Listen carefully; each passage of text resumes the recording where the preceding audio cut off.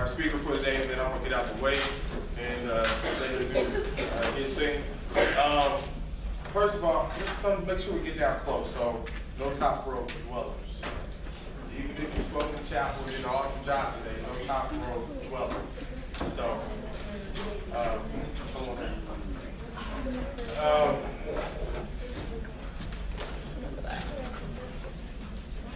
So first things first,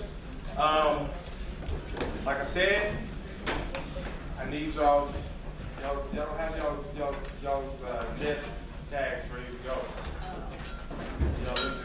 Yeah. If you're cool enough, you can put it on your iPad and do you.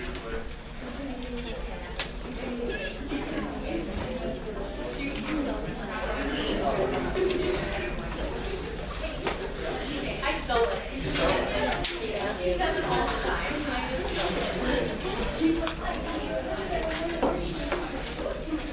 Okay.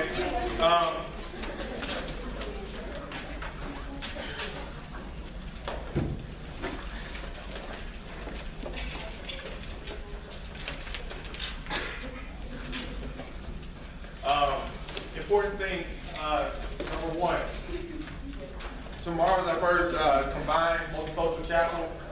That's going to be in Hart Auditorium. Big shout out to Sacred Relations Week.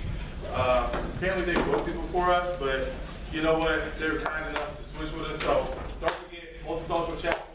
Y'all get a small preview.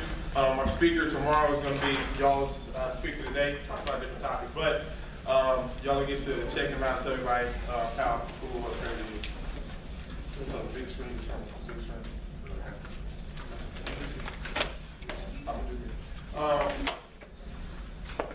So multicultural chapel tomorrow, 11 o'clock. Make sure you show up. Make sure you're there. Next thing coming up is the. I need to forward this email to y'all, but is the cultural crossover. Thank you. Cultural crossover is on the 18th of February. Cultural crossover was actually it was a 30-point project created by first con. Yes. Y'all stand up. Take pride in what y'all created. Cultural crossover. So they created for their 30-point project. Okay. They did that last year, and it was just a great event. Basketball said, "Hey, please come back, do it again." Do it again. We loved it. They loved having us there. It was a great event. So we're going to do it again. Here's the deal, right? So you're wondering, how do I get these extra 30 points? Do a table for cultural crossover. It's super easy. Is it easy? Sure. Okay. It's super easy. All you have to do is decorate the table, put some food there, something that expresses your culture. The things that we talk about in here, you're just showing off your culture at a basketball game, all right? If you do that, if you're a part of that event, clearly you're going to get 5 points if you turn it into paper. But I like to make the pot a little bit sweeter. Why? Because I'm just that type of guy. I'm so nice to y'all. I love y'all so much. So if you do a cultural crossover table, I will make that an 8-point event for you guys. 8 points. Right?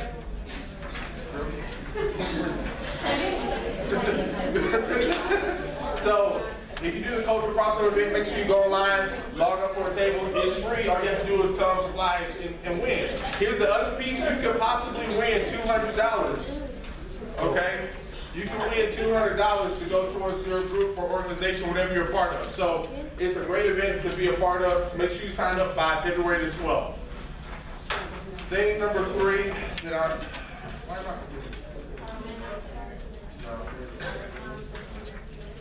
Oh, yes, 25th.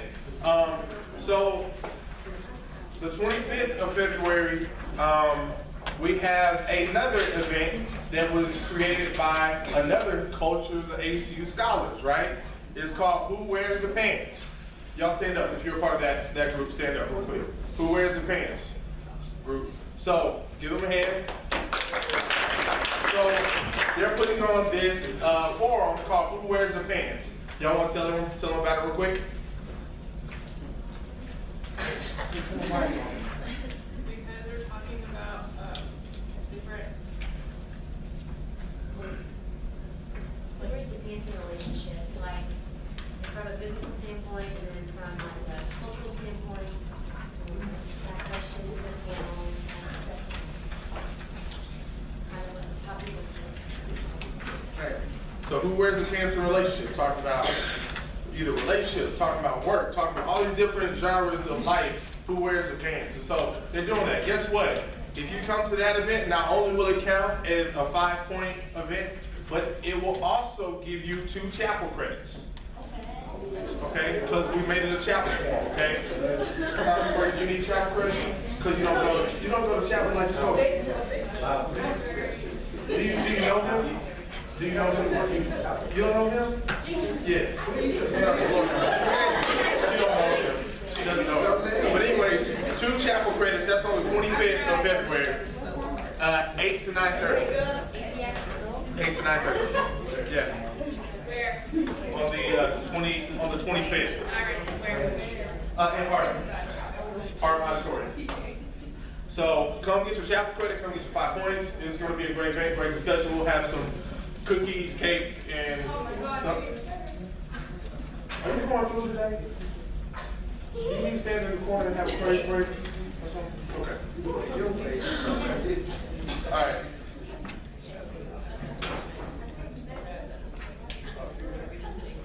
Yeah, just try to get close. Okay, that's it. I think that's it. Am I forgetting anything?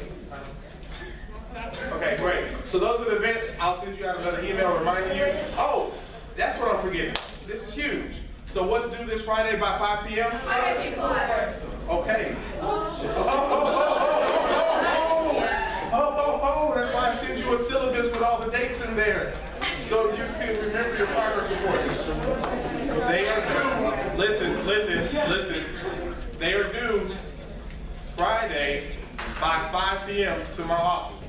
If you send them to, you should have got an email with all the documents in there that you need from me. Yes. And so inside those documents, like they're in there, the progress reports. Huh? Only 2, right? 2 for all your classes. Progress reports. Seems like you better get them together. I got you. All right, by 5 p.m. Okay. Any questions about that? If you send it to your teacher, your teacher's like, I'm gonna email it to them. Some professors have already started to email it in, so make sure you get those in on time by 5 p.m. If your teacher says they're gonna email them and they email them a little bit late, I'll forgive that and just deal with that professionally. Okay. Anything else I'm forgetting? Tanya, anything I'm forgetting? No? Never? Okay. All right. Real quick, I'm going to introduce our speaker. Our speaker for today is he's a good friend of mine. I met, his name was Ramon, Dr. Ramon Hodrich. I actually met Ramon back in 98, 99, 2000.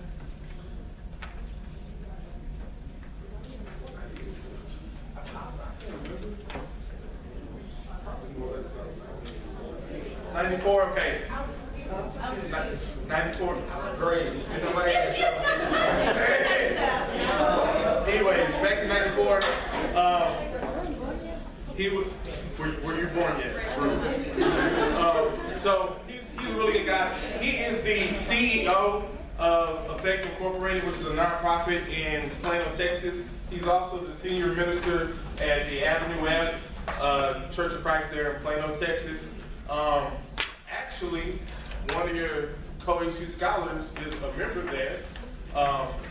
Raise your hand. All right. Wave to people. All right. So she knows Ramon well. He's done a lot of cool things in his time.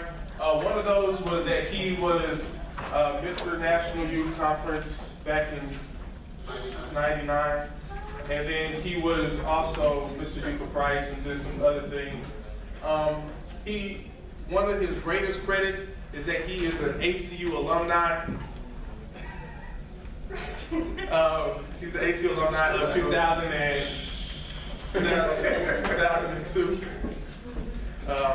So he's going to talk to you today about his nonprofit and how that works as his ministry. I'm going to ask that you just pay attention and learn from it, but more importantly, engage. You have the opportunity to ask some questions and do some other things like that.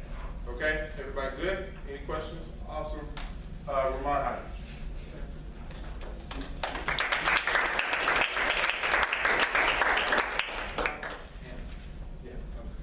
Good afternoon. We're going to try it again. Good afternoon. Good afternoon. Yes, that's much better. I'm Ramon Hyde.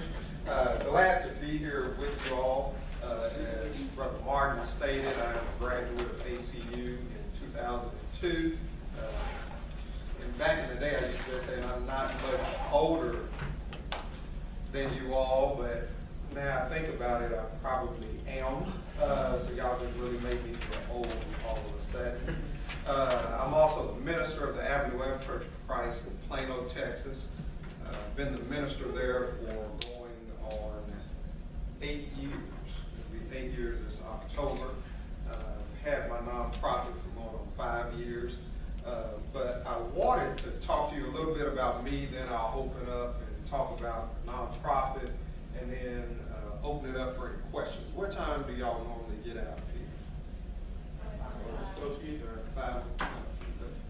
Now, I don't want them to not like me and not come hear me tomorrow as a preacher. Just to let you know a little bit more about me, I am 33 years old. I am a single preacher, so I have a lot of time to just do God's work. But some of my past is, in 1986, I was 6 years old. And for about 2 years, I was actually being molested by a church member where I grew up and attended. Blocked it out of my mind when it finally ceased until I turned about 18. And then I was a student at Southwestern Christian College in Turtle, Texas. And then I started having dreams and memories to start coming back. But in order to suppress them, do y'all mind if I'm just open and honest? Because I got to move quick so we can get to why I started the nonprofit. This is why. In order to suppress it, I became addicted to drugs, did some of everything, and did it on the regular, but it did suppress the memories, became sexually active, where it was kind of psychotic, where I'm lucky that I don't have any sexual transmitted diseases, lucky I'm not dead, doing all type of things, from stealing. I've never killed anybody to my recollection. That was a joke. Yeah, I really haven't, because I'm on tape. So. But did some things that I'm really not proud of, but things that at the end of the day I still see is what made me the type of person that I am today, the minister that I am today. 2 years, I'm at Southwestern Christian College, transferred to come to here to Abilene Christian University. Thought that things would be different. I stopped doing drugs because really smoking weed and all that stuff really didn't help. I never got high. I mean, everyone else in the car smoking, and they high, and I'm sitting there looking like I'm wasting time. So I stopped doing that, started drinking. I'm trying to decide if I want you to hit pause where I can tell what I did. No, you can leave it, I don't care. I've got nothing to lose. I lived in University Park, and me and my roommate, yeah, it's too late, I've already told on him, so hopefully I won't say his name, but we used to have a competition to see how much liquor we could drink in a day, and I don't want y'all doing this. You do as I say, not as I did. And we would drink and drink, and we would just have liquor bottles all up, everywhere. And then our parents would pop up, and we have to trash all the bottles, and then that would mean you start the new game. Because it's just every time we just stack them up. So I would drink, sexually active. I mean, I'm still blessed that I don't have any kids, sexually transmitted disease, but trying to still cope with what a man did to me for 2 years. graduate from here in 2002, I accepted a job as the Director of Admissions at Southwestern Christian College in Terrell, Texas. Worked there for about 8 years. The first 5 years were bliss, grew the enrollment, tripled it, very active, involved. At that time, taking over as the minister of the Avenue F Church of Christ. It's starting to grow from 75 members to now we're right under 300 members on a weekly basis. But in 2008, in December, I finally faced that what happened in 1986 wasn't a dream. And the way I was able to face it was I started talking to my mother and I started describing the house where it was. And she was like, yeah, that's such and such's house. And so then I realized that I remembered the smell of the house, the room, the bathroom, the places where a man inappropriately did things to me.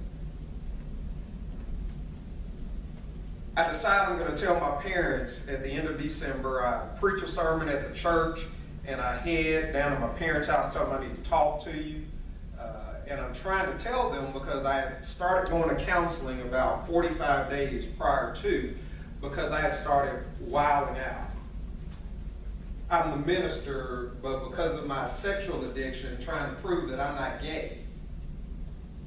Trying to prove that I'm a man. I'm sleeping with my members. The same folk that I'm trying to help lead to heaven. I'm contaminating their soul. So I'm in counseling trying to work through that, work through pornography, work through all these things. And it's crazy because at this time, I have an associate's degree, a bachelor's degree, a master's degree in higher education, specializing in student affairs, and I actually had just started my doctoral work at Texas A&M in Commerce. All these things that everyone else is saying, he's the model preacher. But life was really not unraveling, it was already unraveled. A hot mess. But I'm trying to cope. And so I meet with my parents on December the 21st, 2008, at the house, and all of a sudden I lose my voice. But I force my way, even with no voice, to tell them what happened. Mother breaks down and father's filled with rage. Why does my mother break down? Because she feels as though she didn't protect me. Why? Because she's the one that took me over to the house, because the young man's mother was my mother's best friend. So now their relationship is split. Because I am 28 years old, legally, by law, it doesn't matter if I go to the police, because after you turn 18, there's a certain time limit in which you can go back, get the person. So all I have left is to tell my parents so I can get peace. But I have no voice. I go through it, try to tell them. My mom's crying, and then we find out that she was molested. My dad didn't even know. She was molested by her uncle. Her dad's brother, my grandfather, who never knew, because she said if she would have told him, even though he was a Baptist preacher who would have given his shirt off his back to anybody, he would have went and killed his own brother. So she held this in for 55 years. Long time. We make it through the night, but I can't talk. 3 weeks pass, I'm still preaching on Sundays, but my voice is getting worse.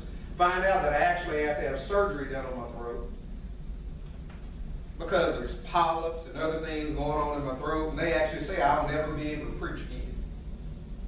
This is 2009, surgery, January.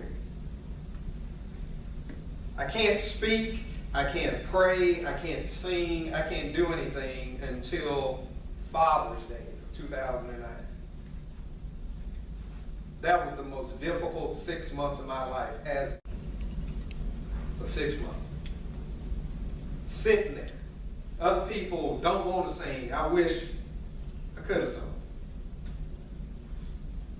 People not wanting to get up and lead prayer, and I'm like, I wish I could just say a 10-word prayer, but the doctor says if I would talk, more than likely, I would mess something up and I'd never be able to talk again, so I have to sit there in silence. Church doesn't know really all what's going on. They just know preacher had surgery, so they're praying for the preacher's throat. First sermon, Father's Day. I tell my parents I need y'all there because I'm doing a sermon entitled, What Doesn't Kill You Will Make You Strong. At the end of the sermon, we're looking in Acts when Paul was shipwrecked on the Isle of Malta, or Melita, depending on what version of Scripture you read from King James or the New American Standard. And at the end of it, I tell the story about a young man who was molested at the age of 6. Tell them everything about it. And then at the end, I'm in tears, and they're not understanding why. And then I tell them because I'm that young man. So I confessed to the church, apologized for all the stuff I had did that many did not know. But for my soul, I needed them to know. This is July 2009. And then I'm still going through counseling, realizing that I'm not the only one that struggles with this. Because of my appeal and confession that I made in July, other folk are now standing up telling about them being molested, them going through things. Finding out this is why one couple actually got divorced, finding out that the husband was molested, and that's why he wasn't as affectionate with his wife, and she thought he was cheating on her. When he wasn't, he was just not knowing how to cope with what happened to him when he was a kid. But now, they remarried, they're together. Why? Because I decided to let people know the hell that I had gone through, so that hopefully they would have hope. I decided then that I need to do more because actually at that point I was actually sick and tired of the church. Because I saw us faking spirituality. Because we're spiritual on Sunday. Spiritual on Wednesday night if we go to Bible class. Why? Because on Sunday we're going to make sure we get a crack and juice, give a few dollars, hear a song, hear a sermon, and bet not be too long. Pray, then we're just on the spiritual high and we leave.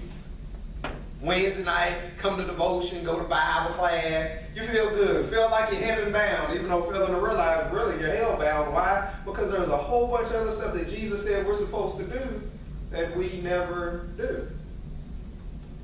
Things that we're supposed to do in order to help folk. Why? Because there are folk who've been molested, who've been raped, who are single parent households, people that have grown up homeless, folk that have other issues, but we've never thought enough spiritually to do something to help them.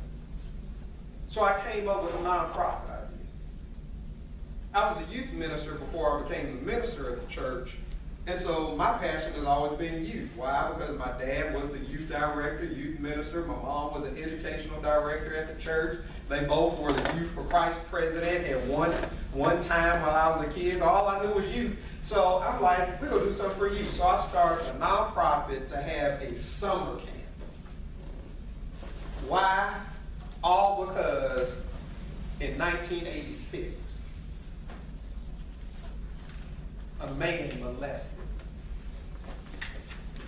It took from then till May in 2010 for me to wake up and realize what I went through really wasn't for me, but it was for me to develop something to help other people.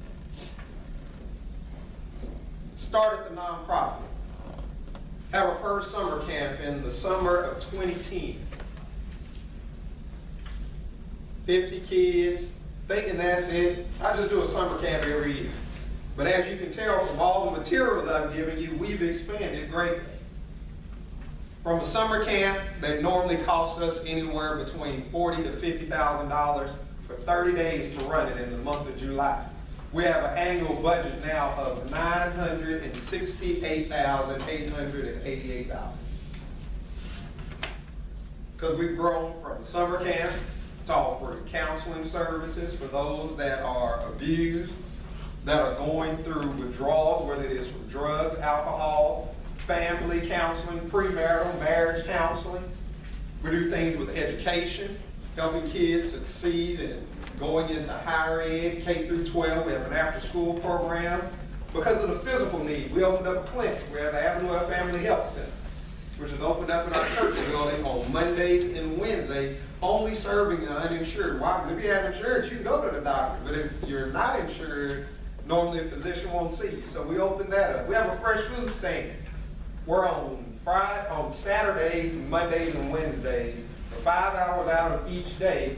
You can go buy organic and fresh fruits and vegetables for mostly $1.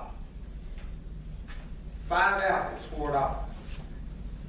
Kale, spinach, $4. 4 oranges, $4. You get 4 oranges from us for $1. You get 6 from Walmart for $3.68.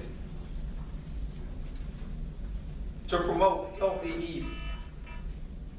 We pass out 1,000 turkeys every Thanksgiving. Turkeys and baskets, full meals for a family that'll feed anywhere between 6 to 8. We just now started doing something on Christmas for a low-income school that my mom, who is the principal, helping service her kids. We help ex-offenders, unemployed, underemployed, to get better jobs with job training, resume writing. Name it, and we do. All because something happened to me. Why did I open up with that story? Because all of you may have different backgrounds, good, bad, ugly, and indifferent. I want y'all to know and understand that God sent you through it because He knew you could handle it. You might have made some mistakes along the way. We all do. But the preacher has, I know you have. But the thing is, at the end, what you're going to become and what you're going to do is not going to be just for you, but for everybody that God is going to put you in contact with. One of my slogans at the end of every email I send out, I have 2 slogans. One is, a wishbone will not suffice when a backbone is needed. Because I know too many jelly-back people. And so I purposely came up with that slogan to send to one of my ex-bosses. Amen. God forgive me. But the other one is, may God continue to bless you as you are a blessing to others. Do we not understand that many of us have gone through some shady, some dark, some hurtful things? It may not be as bad as some would say as in being molested, but it may be that your father was not there, your mother was not there. You might have saw abuse in the home. You might have gone to a school where you were the minority and they talked about it. Anything. Know that whatever it was, God had you go through it so that where you are now and where you will be a blessing to someone else. Last Wednesday, I'm in court in Collin County, testifying against a man who was molesting his niece for 6 years. She would have never opened up to me, but 6 years ago, she was sitting in our audience at church and heard me talk about my past. Never discount what God allows you to go through. Scripture truly does mean Romans 8:28. And we know that all things work together for the good to them that love the Lord and are called according to His purpose. Y'all are called according to His purpose. So whether it was good, bad, ugly, or indifferent that you went through, in the end it's going to be for the good. Keep that mindset so that you can continue to press forward and finish what you started. This is just the tip of the iceberg for us. The turkey giveaway, I think on the sheet we have 1,750 families that we fed. That number actually isn't accurate, it's actually too low. It's somewhere around 1,900 families that we fed. But next year we're gonna feed 2,000 families. Already have a bank that's cutting me the check to pay for 2,000 turkeys. But I think if I would have never been molested, if I would have started a nonprofit. Why do I use this nonprofit for ministry? We have actually baptized over 400 people in 5 years that have been added to the body of Christ through our nonprofit. We've baptized more in the last 4 years than I think all of the African American churches of Christ in Dallas did in the last 4 years. Why? Because we normally tell people, black churches, white churches, Asian churches, everybody church, we normally have our little routine on what we say and do to try to get folks to give their life to Christ. Failing to realize that Jesus said in Matthew chapter 25 that when he was separating the sheep and the goats, he didn't say anything about, here believe, repent, confess, be baptized, you're not in church, Christ is going to hell. He told folk he going to separate you if you feed the hungry, clothe the naked, visit the sick, visit those in prison, stuff that we don't do. Things that our nonprofit does, things that I want to impress upon you all doing, because that's true ministry. That's how you can break down barriers. And then if you want to talk to someone about Jesus, they're more receptive to talk to you about Jesus. Why would I want to talk to you about Jesus and I've been locked up in jail and all you're telling me to do is I need to give my life to Christ? I'm locked up. I'm hungry. I'm homeless. I'm naked. Why would I? But if you give me some clothes, you help me build a home. You teach me how to become financially responsible so I can go buy a home. You give me some fresh fruits and vegetables. Our last baptism we had last week is because a lady came in and did not have her purse with her and had $15, which was about 8 bags full of fresh fruits and vegetables. And she was going to leave it and just go back home. I said, just take it. My nonprofit, I can give it to you. Gave it to her. She came back that Sunday and she just wanted to thank me. And then she realized I was the preacher. So she heard the message easy. Why? Because I didn't care about a few dollars. It's money. Naked I came into the world. Naked I shall return. I mean, hey, it is what it is. I came in broke. I'm gonna leave broke. No, I really am. I'm in debt right now with student loans. I mean, but I'm not concerned about that. I can't be when it may deal with someone's soul. You all are the generation that is going to take us to greater heights. My generation is doing nothing but fighting a lot of traditional battles. I pray y'all don't have to fight those. That you all can just work together, despite ethnicity, despite economic status, despite where you grew up. Hopefully I don't get kicked out of ACU, but even despite religious background. Work together, because there's folk who need help. And so stop talking about Jesus and let folks see Jesus in you. Then you ain't got to talk about it. They'll ask. Because they see you emulating him.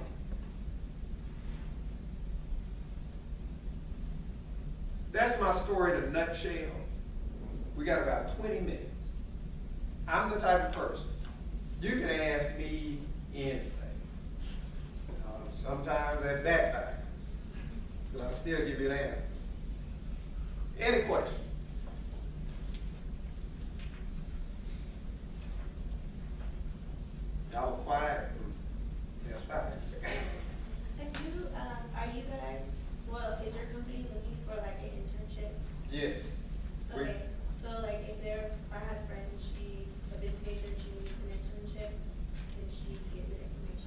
Yep. And in fact, pretty much on every flyer, if there is a phone number on there, the phone number is actually my cell phone number. The email address, all of those still come to me. Because this is not a joke, but it's going to sound like a joke. After being molested, I'm a little paranoid. So, I mean, in dealing with my nonprofit, everything, I want to make sure it's done right. But we do internships in reference to our summer camp. If you know of anyone that's going into the medical field, they can do an internship also with our clinic.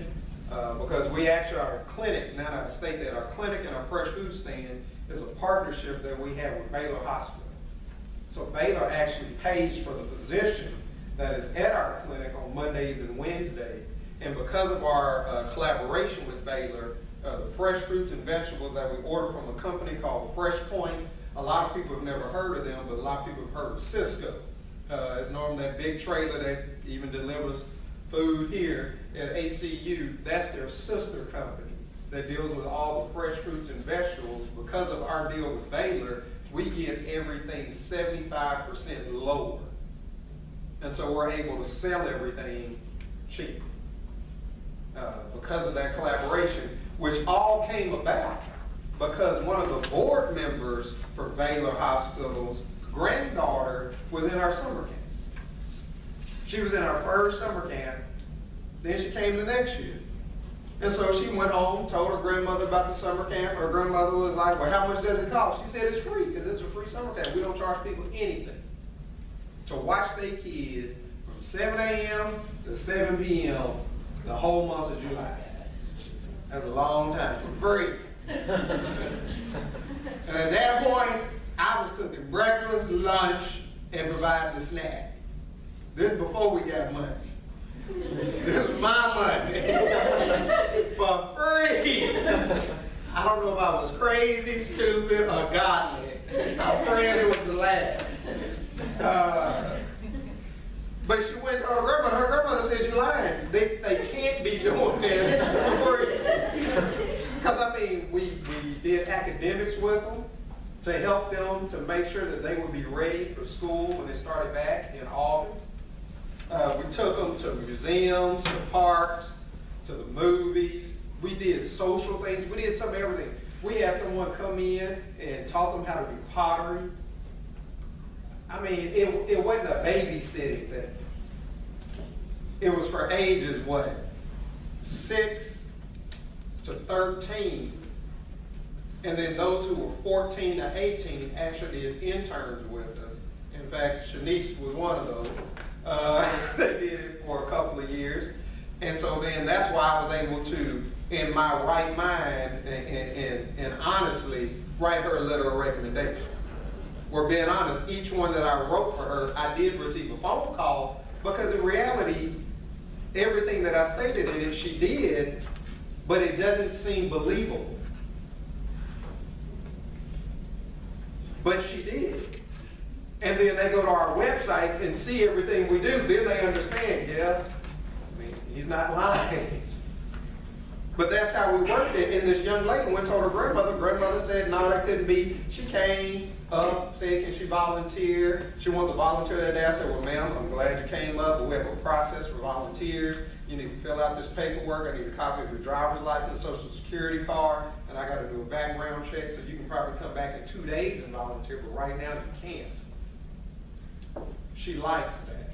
Why? Because from someone that was molested, I got to make sure all these kids that are under my care, that no one comes in that's going to hurt them. Because folk don't want to see me mad. But touch a kid, and then y'all pray for the person.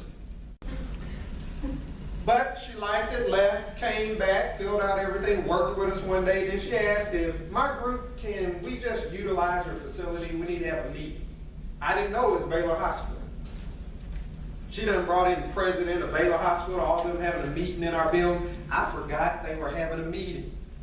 We're coming back from a field trip. I'm in some shorts, and I only wear shorts in the summer camp because I don't have the best looking legs or knees. And I walk in the building, I'm like, what are y'all doing in my auditorium? Well, you said we have a meeting. I said, oh, that's right. I said, well, I need y'all out of my auditorium right now because I got like 80 kids coming in with me right now. Because I couldn't tell kids they couldn't come, and even though we reached the max, I'm still letting more kids. Too much of a kind heart. And so I kicked them out, and they go into a classroom, and now all the kids in the auditorium, but I got to run into the kitchen to make sure lunch is ready.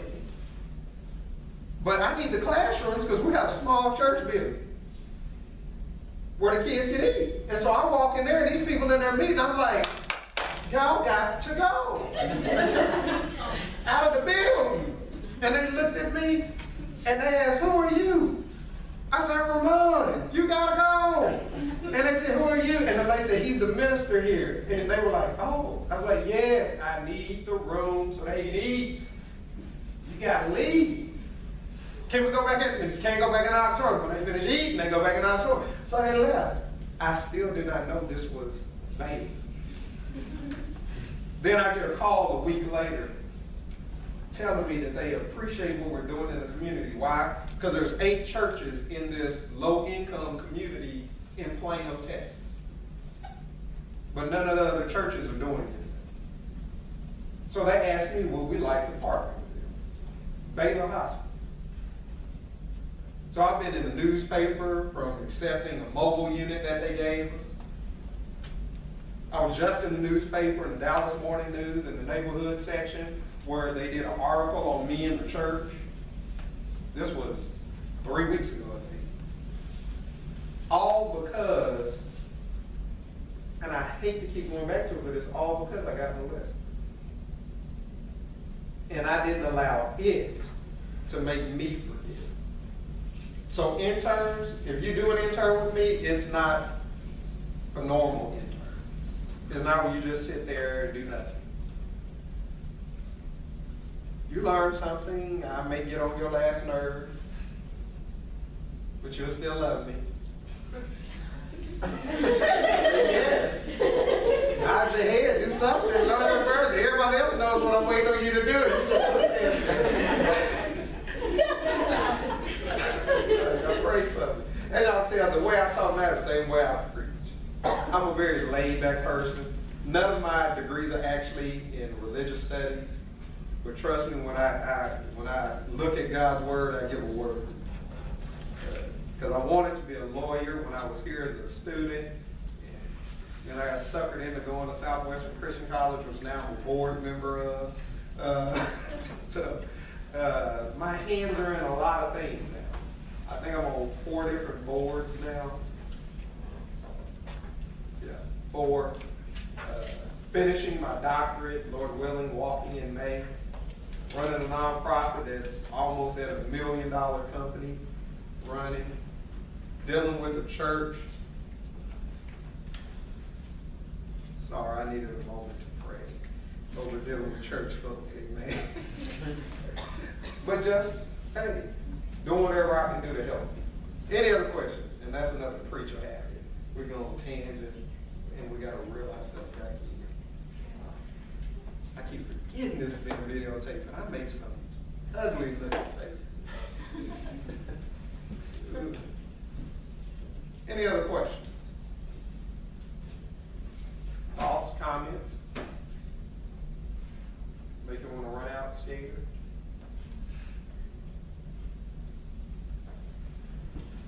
I'll go back over to you, Doc.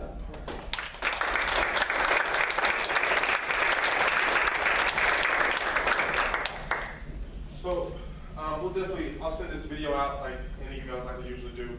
One of the things I think is important is for you to I can sign no letter on that. Remember, I want to be a lawyer. That's legally no. He didn't know that he consented when he walked in the room. He didn't see the small letters above the door. Great. Oh, I did forget one thing. I apologize for all the handouts, but I ain't gonna lie to y'all, and I told the group over here, y'all, I'm developing new material, and I really needed to get rid of all that. So if you know anybody else that needs some more, I really hope there's gonna be 80 people here. I got halfway. So hey man, take it, use it, If you ever do need help trying to start a nonprofit, let me know. I do have an individual that works with me on starting nonprofits, Sister Kenny Kelly, does an excellent job trying to get them up and running, where they are legally up and running, just not calling themselves a 501c3 and they're not one, but we can help you with it, even at your age.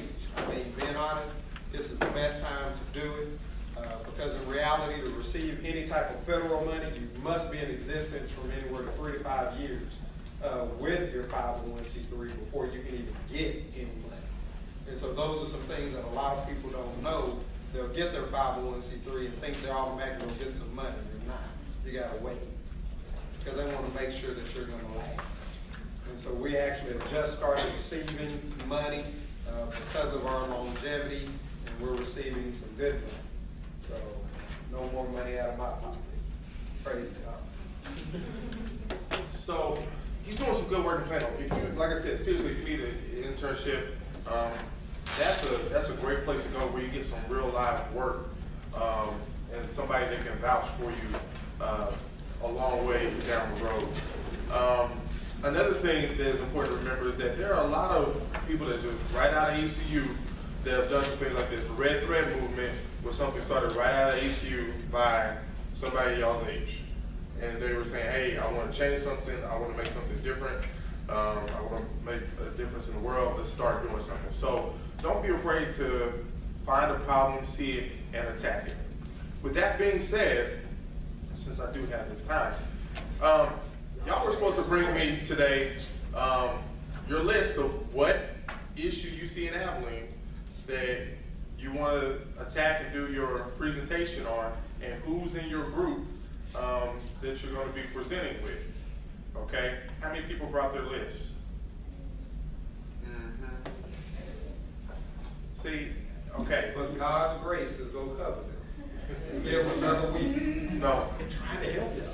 They won't give it that long. I need that list. Are y'all confused what I'm talking about when y'all supposed to get together? Okay, I need that list in my email by close of business on Friday. It better be in my email with what you're going to do and who's in your group for doing that. Okay? And remember, the good piece about that is that if you do your volunteer, your community service hours with that, or working towards that particular issue, that your volunteer service hours count as double for me. Okay? So make sure you get that list in my email by close of business on Friday. Last but not least, your presentations, if you look inside your calendar or your syllabus, your presentations are not till the end of the semester, okay? So you have time to get the presentations together. I know some people are asking, are the presentations next week? And I'm like, no, they're not. They're at the end of the semester, look at the presentation. We'll assign specific dates later. But you have time to do that. But one of the things I'm going to give you during the semester are some times to get together and work on that people already have time off, you know, where it's already scheduled time. So with that being said, one of those time periods is going to be next Wednesday. So next Wednesday, we won't meet here, but you will have the opportunity to meet with your group and take advantage of that time to start working on your presentation, start thinking through that and doing some research of how you can affect change in whatever issue you're looking at in Abilene.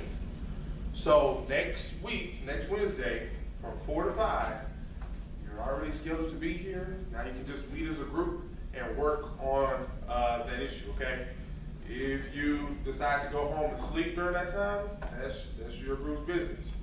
But I will know the difference between people that took time and made a good presentation versus garbage. If you bring me garbage, I will respond with garbage. So please, put in time and make this thing really good.